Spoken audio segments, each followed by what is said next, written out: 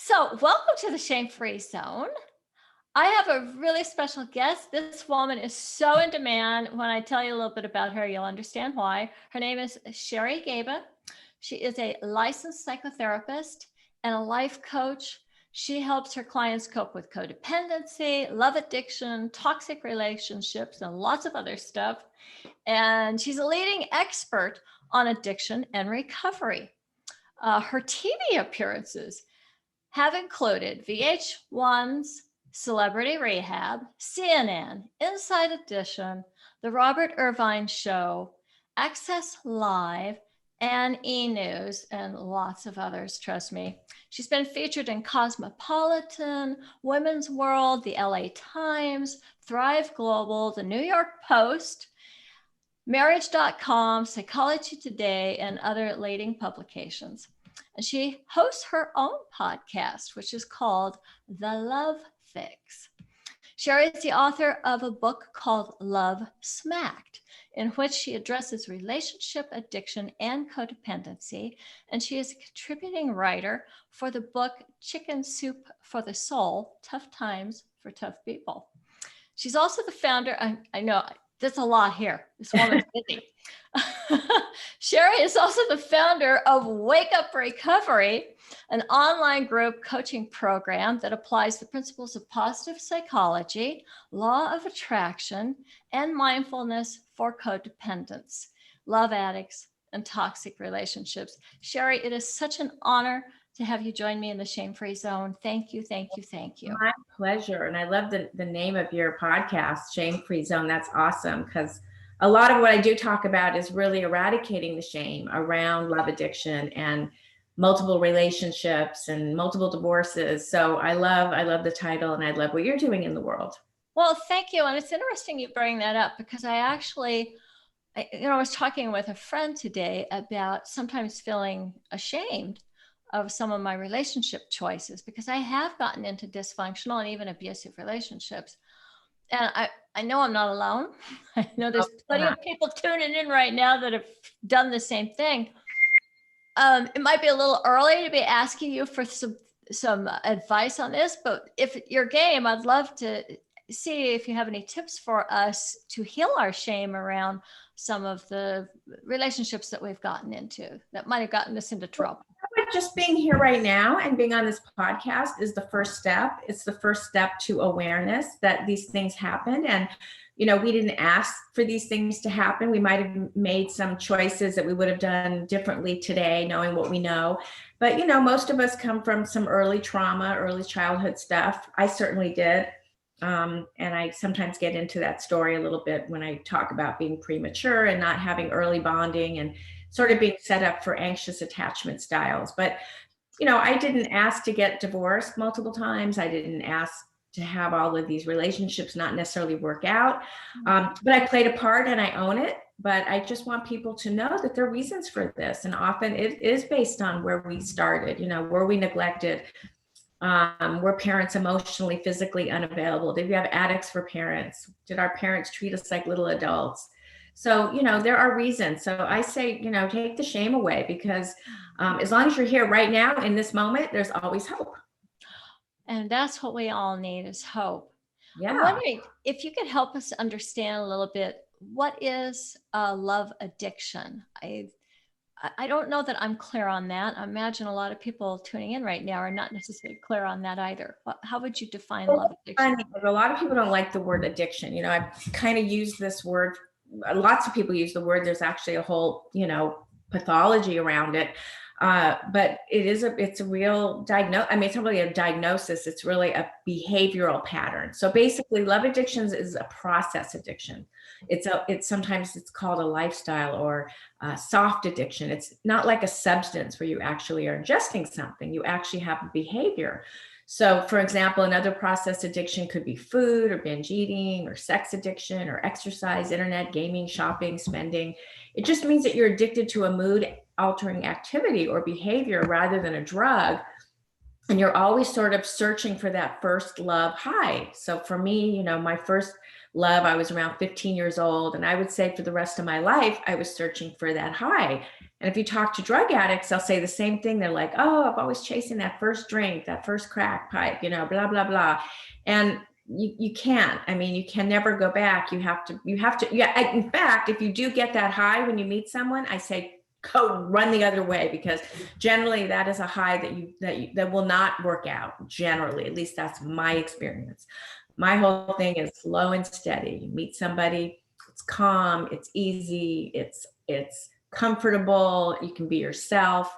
If you're like way up here, you know, and you're just going to go way down. There's always going to be a crash and burn. So love addiction is really when, if a breakup occurs, the addictive lover is constantly longing for that attachment and that pleasurable feeling that lost relationship brought to them, just like the drug user is craving the drug. So some signs and symptoms would be over adapting to what others want, not having really clear boundaries, because you're so afraid and so panic stricken of being alone that you don't follow your values. You have this fear of letting go and losing the person, a fear of rejection, a fear of the unknown.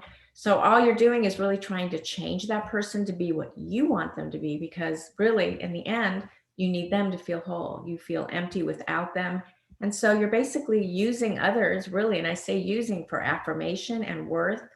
And there's terrible withdrawal symptoms, just like a drug addict would have withdrawal symptoms. So we basically give up who we are because we're so afraid we won't be loved. And for me, being, you know, a premature baby and not having that early bonding and nurturing and skin touch and all the things that little babies need, I was always looking outside myself for that love and for that approval and for that attention and for that validation. And so I settled a lot because I didn't want to be alone. Yeah. You know, I'm a recovered alcoholic drug addict, and I do understand what it's like to crave a particular substance. But I do feel that the people who don't see that addictive behaviors, because I know when I got in recovery, then my addictive personality went into other things, whether it was smoking cigarettes or I wasn't so much into overeating, but a lot of promiscuity, you know, I kind of use sex. Rock and roll. Yep. Yeah. Yeah. So I also wonder, like, okay, you realize that you have this love addiction. Is there some way that you could heal it? And like, let's say you've been married for 10 years and you just realize you don't have a good relationship because you are, what you are saying, kind of giving up your boundaries and trying to people please. Is there some way you could actually shift that without getting a divorce? Oh, that's a good question. Well, I would say the first step is the connection to oneself. So if you're in a relationship with someone else that you're married to, or in a relationship and you realize, oh God, I'm so codependent, I'm such a love addict, then it's time to really, meet yourself. Really codependency and love addiction is the loss of self. So when I talked about early abandonment or neglect or parents that were abusive or alcoholic parents, addict parents, unavailable parents. So now you feel invisible. So the first step is really becoming a person, becoming an authentic self. And I know that sounds kind of like overused, that word, oh, find your authentic self. But really it's a connection to yourself, like connection. And so when I learned about the fact that, I lost this connection because I didn't have that early bonding, I had to do some work around trauma. I had to understand what it felt like to be really present in my body, which we often talk about in the addiction circles, as you know, one day at a time, being in the moment, and those are all great catchphrases, but really we're talking about being in your body, because if you can be in your body, you don't have to run away from yourself. And what addicts do is we're constantly looking to distract, to self-medicate, to deny, to dismiss. We rationalize and all these other defense mechanisms to avoid ourselves. So the first step for this married person, relationship partnered person, is how do I find me again? When I got divorced from my ex-alcoholic, I took up outrigger canoeing. And it was like the first time I really felt connected to myself in the water, being a Pisces person. That really My dog is making these funny little noises. Oh, it's okay. We love dogs in the show. We don't. There's actually 2 of them here. I think they're having little nightmares, little dreams. But yeah, I would get in the water and I'd be with these people and I'd be canoeing, and I just felt so connected to nature, the water, myself. A lot of really great creative juices started working within me when I was in the water. So, finding yourself, finding what it is that makes your heart sing. And you can do this in a relationship. Absolutely. Yes. I realized that in my current relationship, which I do not consider to be codependent or love addiction, but it still had some way in which I was abandoning myself. So I kind of call myself a codependent in recovery. So I can have like these little relapses. And Sherry, I got an RV. Now I thought I was going to go visit a cousin who was dying, but unfortunately she died before I could get there. So I actually, just me and my dog, took this RV on a trip to Death Valley.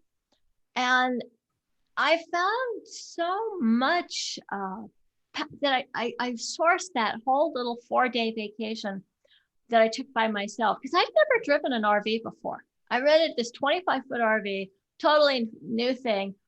And it really boosted my sense of self. It reminded me that I am. Yeah. So is that kind of like something that you're talking about? Oh, absolutely. I mean, just this weekend, I went and did a staycation at a Santa Monica hotel so I could just be by the water, because unfortunately canoeing is not happening because of COVID right now, but I was really missing the ocean. And I just got in my car, stayed at a hotel at the beach. And I don't think I could have ever done that before all of this work that I've done. I mean, to me, it would be like, oh my God, I'm here by myself. Everybody has families. Everybody has a partner. I'm sitting here by myself. I had the best time by myself on my own. I did some writing. I did some reading, some kindling, I ordered room service. So it wasn't like, getting an RV and going cross country, but it definitely was a way to connect back to myself. And I know that today, being the person I am, I mean, being able to be with yourself is really where freedom exists. If you feel you always have to have somebody else, you're always going to be dependent on outside forces, just like the alcohol was your dependence or people were your dependence. If you always need something outside yourself, it's never going to be enough. It's never going to be it's not going to be enough. It'll just never be enough. You can't get your worthiness, self-esteem, self-confidence from those outside things. And I find it interesting that you mentioned that, your other disease or quote disease is codependency. So my ex-husband, he was an alcoholic and he was a costumer for the studios, and he had no boundaries. He came from severe trauma. He couldn't say no. And basically they overworked him. He was already a man in his 50s doing, heavy labor work of, carrying wardrobe. I don't know what you call them, wardrobes and hangers and whatever. And he basically, fell down what is it called? A scalpel? Fell down it. Yeah. And he tore his shoulder cuff. And then he ended up having to get surgery. And of course they gave him painkillers. And then eventually that led back to his alcoholism and pain. So we divorced because that went on for years, where he just couldn't get off the drugs, couldn't get off the alcohol. And so my point is, it was the codependency, not being able to say no to these employers, that really took him out of his, that was it. That's all it took, is not being able to say no. So I do understand. Yes. One of the things that I have often been confused about is really like the difference between a love addiction and codependency. I don't know if they're the same or if they're different things. Could you help us understand? They overlap. I mean, I think every love addict is a codependent, and I didn't really make that up. Pia Mellody, who kind of did a lot of writings on love addiction, said that in some of her works. But a codependent can be addicted to a lot of different things. You can be, a people pleaser when it comes to family, and not even necessarily people. You could be a people pleaser at school or volunteering or your neighbors or your local church, or, codependency is a much broader word. It's really about needing outside validation to feel whole. It's about needing extra attention, outside attention, needing approval. But love addict is really related to the relationship, needing to be in love, be in a romantic relationship in order to feel, in order to feel not empty. Okay. So for instance, you probably could be a love addict just chatting with somebody online that you've never even met because you have all these fantasies. Oh yeah. Well, in the digital era of dating, which is just a nightmare for most of us, I see a lot of love addiction because, okay, it's like, who's going to swipe me? Who's going to notice me? Who's going to pick me? And I call that love addiction. Absolutely. Because you're looking for these outside reward systems to make you feel good. I had a client recently who went out with somebody, and first it was a Saturday night date. And then suddenly this person was like, well, he actually didn't call her again. And then he called finally like midweek and said, how are you? How would you like to go out on a Sunday night? And suddenly, my client realized she was being, relegated to, second best. And so, you have to be really careful. I mean, I'm kind of going off topic here, but this Not is really. a guy. I get it. Yes, a Sunday date. That's pretty bad. It's really bad, especially since the first week he couldn't wait to get a date with her on a Monday. It's like Monday night, date you Saturday, and then and actually she didn't even. She actually called him the second time, so he didn't even really call her. And then something. So basically, I would say he's an attention whore. And I'm sorry, I'm just going to use that word. I think he's a player, and he probably goes out with lots of women, and he's, shuffling them around. And I'm sure I'm going to get, some pushback on this, because someone out there is saying, well, he didn't know her, so he wants to, play the field. Yeah. But what? How do you really know someone if you're dating a zillion people? How are you going to really get to know? I mean, I don't know how old you are, but in my day, you met one person, you got to know them. If it didn't work out, okay, next. But nowadays, you're shuffling a bunch of people, and I definitely call that love addiction. And I'm really using it in a very broad way, but I think absolutely. Yeah, and then I would think that codependency is more about our relationships. So once you actually start to bond with somebody, am I getting that right? Well, no, the love addict is this need for attention. So is codependency. Codependency has other elements like needing to control people, wanting them to be what you want them to be, living sort of in an illusion of who you want them to be when actually they're not that person. But if you accept who they really are, then you might have to let them go. Like with my ex-husband, he didn't have a recovery program. And one of my deals was, well, in order to be together, you got to have a recovery program. But I, decided, well, I really wanted to be with him. So he smelled good, looked good. And I said, okay, fine, he doesn't have a recovery program. Maybe he'll never relapse, which of course he did. Oh. So I gave up parts of myself to be with him. And that is definitely, a codependent type behavior. And when you've mentioned this twice now about codependency being about trying to control others, can you give us some examples of how that might show up? Because I know as a coach, when I'm working with people and trying to kind of, clue them into some of their codependent behaviors, they mostly conceptualize it as needy. And they're like, well, I'm not needy. And especially if it happens to be if it's a heterosexual relationship and it happens to be a man, a lot of times he's like, I'm not codependent, but to me, the need to control somebody is codependency, but it's kind of hard to identify sometimes. So can you kind of help us see that? Now, I'll give you some different ideas of what codependency is, and maybe that will help. I mean, basically, you're someone who is just terrified of abandonment, and you'll do anything to hold on to a relationship, and you'll lose parts of yourself to be with that person. It's never too much to give. You're constantly giving, rarely receiving. Almost nothing is too much trouble, takes too much time, or is too expensive. You'll do anything. You'll help anybody at any cost. And you're the kind of person that's accustomed to lack of love and personal relationships. So you're willing to wait and take the scraps, and you keep hoping and you keep trying harder to please. Usually you'll take 50% of the responsibility, guilt, and blame in any relationship. Usually you have very low self-esteem. And deep inside, you believe you must earn the right to be loved. You have a desperate need to control, like we've been talking about. And the reason is because you had very little security in your childhood, so you mask your efforts to control people and situations as being helpful, but really what you are being manipulative. And you're doing this to make that person be what you want them to be, trying to change them, trying to fix them. Those are all very codependent behaviors. In a relationship, we're more in touch with our dream of how it could be than what the reality really is. We're addicted to the person or the people or the emotional pain. We become predisposed emotionally and biochemically, sometimes to other drugs, like you mentioned earlier.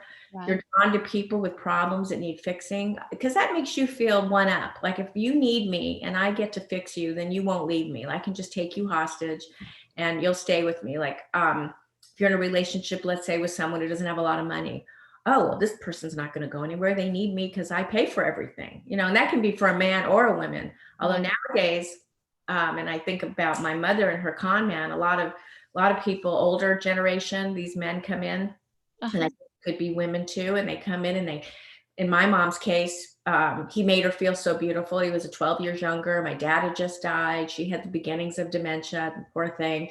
And he just came in and said, "You're beautiful," and kissed her hand. And before you knew it, he moved in and started taking money from her. He financially, spiritually, emotionally, physically abused her. And it's horrible. So, codependency can be deadly. And what happened was my mother really didn't have a sense of self. She had been only 17 when she met my dad. I'd had a wonderful father and she had a wonderful life. But unfortunately, he was her life. And when he was gone, she felt she had nothing. She felt she was nothing, almost like she reverted back to that little 17-year-old or that child that came from such a neglectful family. Right. So this predator knew exactly how to con her. So, very sad. And people really need to look at, they really need to have self-esteem. They need to be connected to themselves. They need to have self-worth. They need to take care of themselves. They need to have boundaries. Otherwise, they really are vulnerable to predators. And you had said that this is related to our trauma. But I would love for you to explain, first of all, how do we know if we're traumatized? And then is there some way to heal the trauma? Well, for me, I did trauma therapy. It's called somatic experiencing, and it's the kind of therapy where you go in your body and you release energy that is traumatic, things that have happened to you in your life. There's other types of trauma therapy. There's EMDR. I also do tapping. I also do somatic work with my clients. I'm a therapist and a coach. But if you didn't receive what you needed as a child, you're going to be emotionally stunted. And if you were neglected or abused or had emotionally unavailable parents, or you had to be a little adult, this will set you up for really awful adult relationships. Victims of trauma have a false reality of themselves. They actually don't even know who they are. Like we were saying earlier, they don't have an authentic self because nobody noticed them, nobody validated them, nobody acknowledged them. And so they become very invisible, and they just don't even know who they are. So how can they possibly know who they want? How could they possibly attract somebody really great? They're going to attract what they know. We tend to attract what we know. So if you had unavailable parents, you're going to probably pick a really unavailable partner. You're probably going to have an anxious attachment style, and you're going to end up finding someone who has a love avoidant style, because that's generally what your parents were, love avoidant in essence. And so you learn to focus on everybody other than yourself.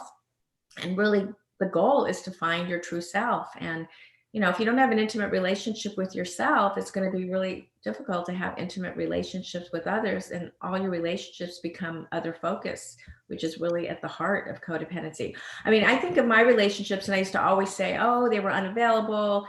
They were this, they were that. Well, I was unavailable to me. So, if you're unavailable to you, you're not going to be able to find someone who's available. You attract what you are. That is the law of attraction. When I divorced my husband, and not like your story, but it had one similar feature to it. We were both sober members of a 12-step program, and then he relapsed. So I filed for divorce, but it took me a while because there were pain pills, and I was trying to be understanding, and then it became clear that he just was going to keep abusing his prescriptions, and eventually, he went back to hard drugs and alcohol.